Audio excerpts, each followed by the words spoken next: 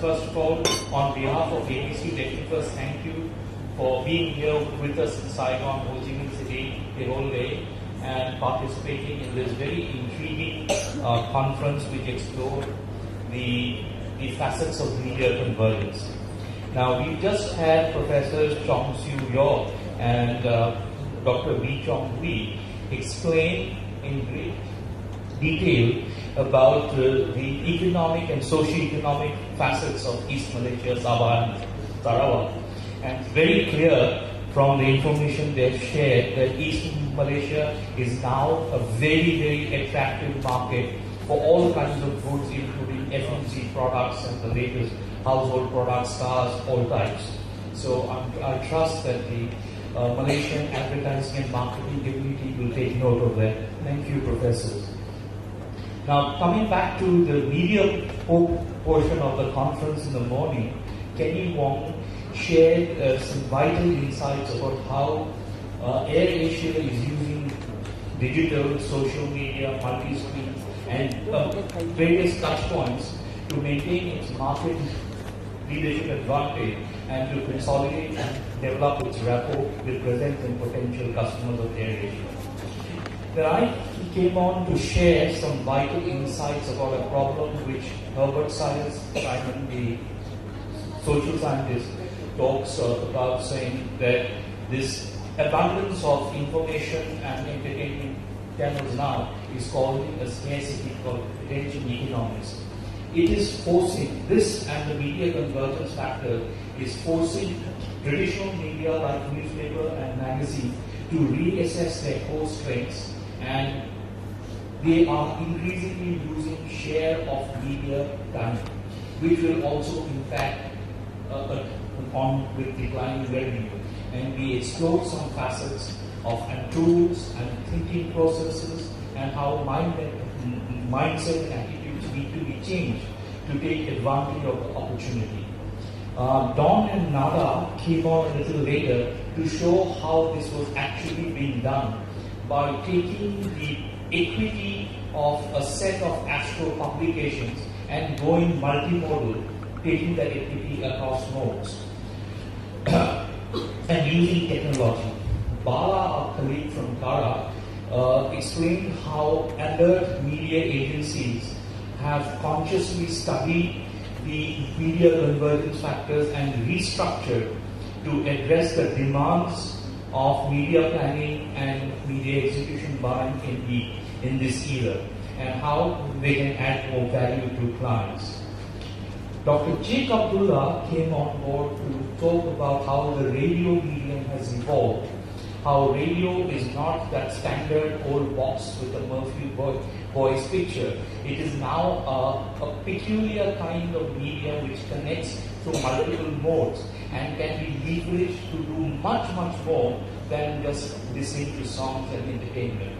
And there are various ways how the equity of the radio medium can be taken onto a very different level. Graham Kelly, in old Overly Maker fashion, though now he works for Isobar, an outstanding mix of video and interpretations of how digital creativity can be taken to a complete masterly level. And even with low budgets and challenging themes, what can be done? Milan came on taking that to another level, also showing how multiple screens are taken and conceived of while planning. Now he works for Leo Burnett, which has some peculiar analysis and studies which analyzes how humankind behaves.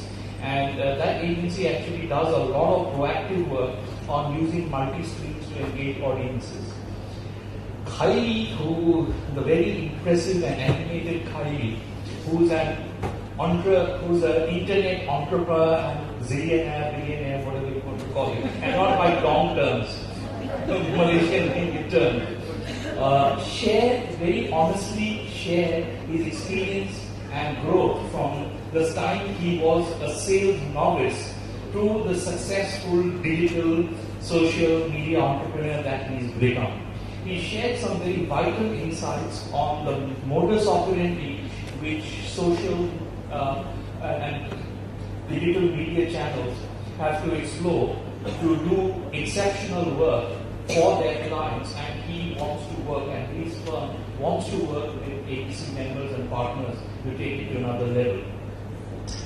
My dear colleague Margaret Aouyong on the board kept to her normal stature and demeanor, went through in a very stern way all the July to December 2013 figures, circulation figures of all the newspapers and magazines in this country. Sorry, not in this country, in Malaysia, including Malaysia. What are the trends? She did a lot of work by sharing some facets. She did a lot of work to share the facets of US market trends. The only observation I have is that having worked in the US market and still doing some moonlighting work there, very clearly the factors driving that market is very different. Karat Bala's office sent me an update, this Karat newsletter, and for the first time we have noticed in the second half of 2013, the first time in 40 odd years, that newspaper is not the single largest trend. So newspaper publishers, please remember what Dr. I presented this morning. This is the first time that pay TV has gone ahead and become the single largest revenue earner. Digital media or online internet digital advertising is still a mere fraction as per the index. But the reason why pay TV has moved forward is again a factor called content. It is giving content which is appealing to target audiences, and obviously when you appeal to target audiences, the ringgits and dollars flow in. Then that I suppose sums up the whole day.